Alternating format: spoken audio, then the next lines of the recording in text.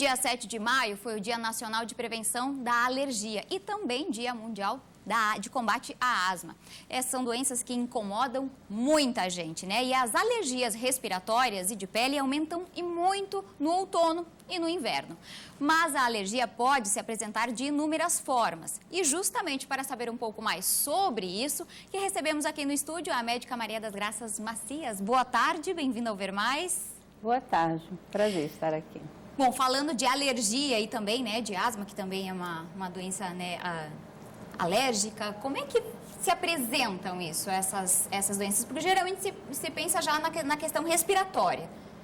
São as mais comuns mesmo, as alergias respiratórias? As alergias respiratórias são bastante frequentes, principalmente na nossa cidade, que é uma cidade quente e úmida, né?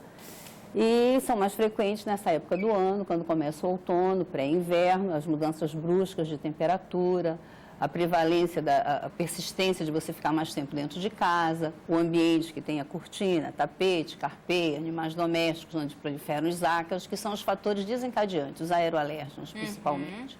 E nesses quesitos, assim, como que a gente pode perceber que na alergia a gente desenvolve ou por esses fatores, ou tem também carga genética nesse sentido? 90% das alergias são genéticas. Você 90%? herda genes, sim, bastante, a frequência. Você herda genes de pai e mãe. Quando a mãe é alérgica, a possibilidade do indivíduo ser alérgico é de cerca de 50%. E quando é o pai, é de 20% a 30%. Então, a frequência das alergias começam na infância, uma grande parte delas, mas dependendo da quantidade de genes que você herdou, da sua carga genética, isso do seu meio ambiente, você será mais ou menos alérgico.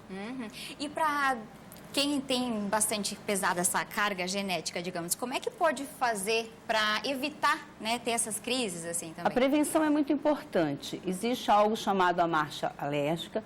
Os sintomas iniciam-se na infância. Se você não cuida, não trata, não faz a prevenção do controle ambiental, alimentar, com vida ao ar livre, boa qualidade de alimentos, comer alimentos in natura, evitar os alimentos industrializados, você vai adquirindo novas alergias e vai desenvolvendo alergias que podem ser mais graves e alergias que podem ser menos graves. Depende da carga genética e do seu meio ambiente.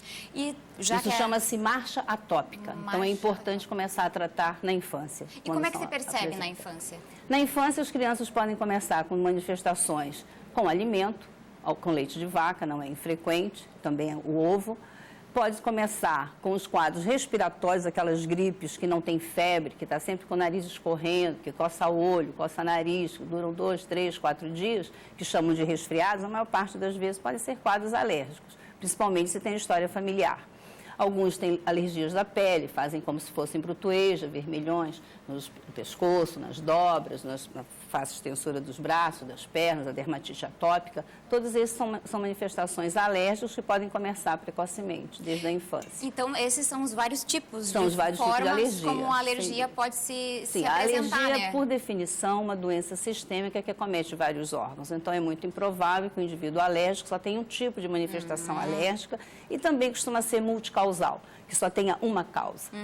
Que outros tipos, assim, de alergia? É a alimentação? Alergia respiratória, nós temos a asma, temos a rinite e também a conjuntivite alérgica. Aqui no sul do Brasil as estações são mais bem definidas, a conjuntivite alérgica é mais frequente na primavera.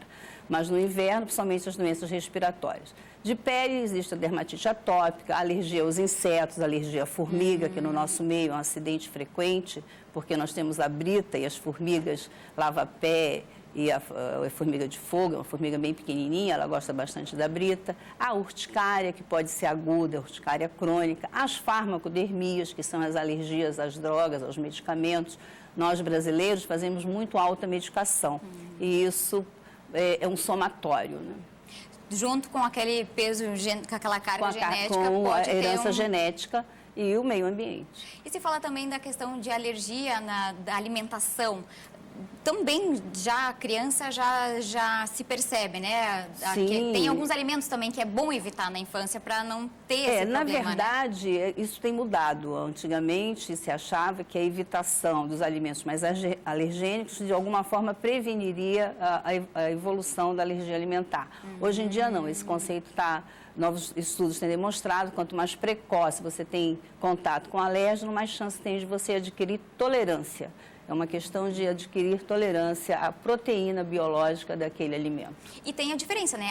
Alergia e intolerância. Como é que se faz essa definição? A alergia é uma doença imunológica e as intolerâncias costumam ser defeitos enzimáticos, né, da digestibilidade. Por exemplo, a intolerância à lactose é a deficiência ou a falta da enzima que ajuda a digerir o açúcar, a lactose, que é a lactase.